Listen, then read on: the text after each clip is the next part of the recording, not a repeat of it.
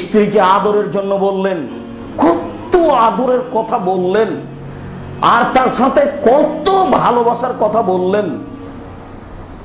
জাবের, কি খবর, তাড়াতাড়ি চলে যেতে চাচ্ছ কেন? অপেক্ষা করো।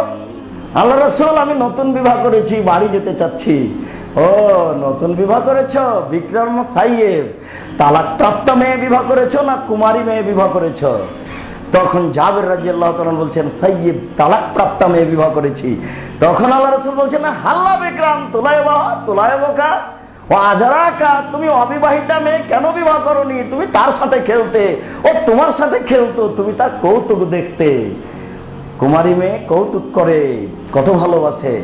আয়েশা রাদিয়াল্লাহু তাআলা আনহা বলছেন, তিনি আমাকে এত ভালোবাসতেন, আমি কম বয়সের মেয়ে, আমি যোদ্ধাদের খেলা দেখছি, আমি তার পিছনে দাঁড়িয়ে থাকলাম, যতক্ষণ পর্যন্ত দাঁড়িয়ে থাকলাম তিনি দাঁড়িয়েই থাকলেন। তিনি বললেন না একবারও, আয়েশা তুমি আর কতক্ষণ দেখবে, তুমি ক্লান্ত হওনি?